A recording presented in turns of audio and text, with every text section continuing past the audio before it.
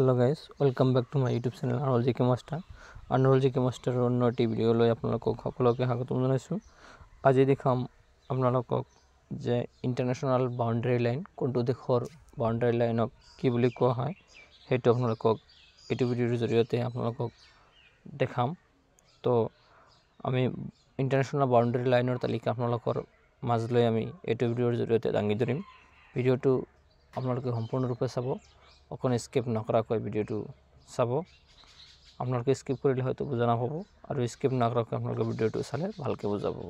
তো বেছি পলম নকৰি ভিডিওটো আৰম্ভ কৰোঁ বলক। Boundary line countries. Radcliffe line between India and Pakistan. Radcliffe লাইনটো কাৰ মাজত আছে? যে ভাৰতবৰ্ষ আৰু পাকিস্তানৰ মাজত যিটো সীমাৰেখা আছে এইটো কি কোৱা হয়? ৰেড ক্লিফ লাইন বুলি কোৱা হয়। মেকমোহন লাইন এইটো কাৰ মাজত আছে? Between India and China.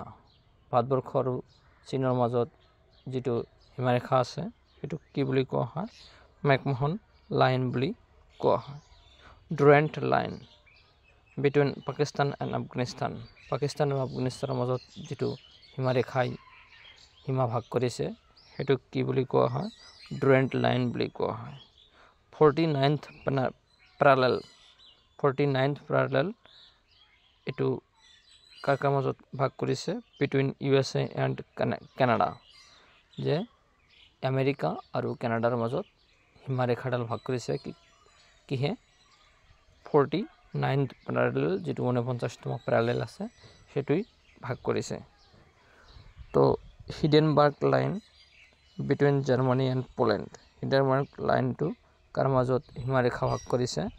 এই সীমাৰেখাৰ line between Germany and Poland. Poland আৰু জাৰ্মানীৰ সীমাৰেখাৰ লাইন হৈছে হিডেনবাৰ্গ লাইন।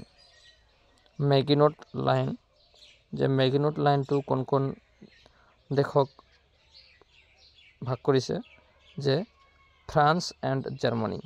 যে ফ্ৰান্স আৰু জাৰ্মানীৰ সীমাৰেখাটোৰ নাম হৈছে মেগিনট লাইন। মেগিনট লাইনটোই জাৰ্মানী আৰু পোলেণ্ডক বিভাগ কৰিছে, ফ্ৰান্সক বিভাগ কৰিছে। ওডাৰনেচি লাইনে কিহক ভাগ কৰিছে? Between Germany and Poland. এইটো কি?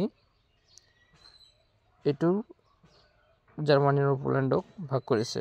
হিডেনবাৰ্গও ভাগ কৰিছে আৰু ওডাৰনেচিও কি কৰিছে? জাৰ্মানী আৰু পোলেণ্ডৰ মাজৰ সীমাৰেখাডালক ভাগ কৰিছে। তো সীমাৰেখাৰ ভিডিঅ'বিলাক এইখিনি আছিল। এই ভিডিঅ'টো কম্পিটিটিভ এক্সামৰ কাৰণে খুবেই গুৰুত্বপূৰ্ণ। এটা ভিডিঅ'ৰ প্ৰশ্ন বা এটা এক মাৰ্কৰ প্ৰশ্ন আহিয়ে থাকে কম্পিটিটিভ এক্সামত সীমাৰেখাৰ ওপৰত, আন্তঃৰাষ্ট্ৰীয় সীমাৰেখাৰ ওপৰত। তো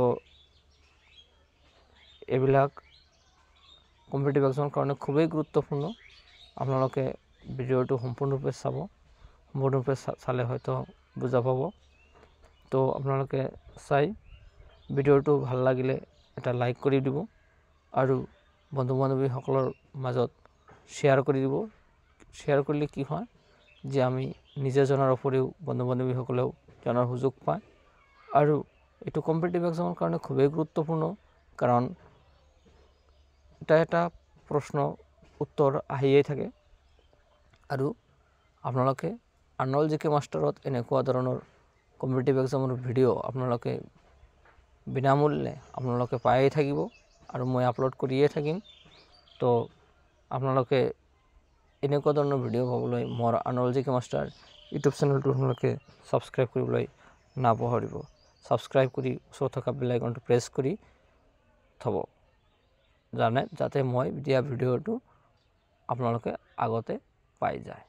তো আজিৰ ভিডিঅ'টো এইখিনি আছিল। অন্য এটি ভিডিঅ'ত আপোনালোকক সকলোকে লগ পাম। ধন্যবাদ। জয় অসম, জয় হিন্দ।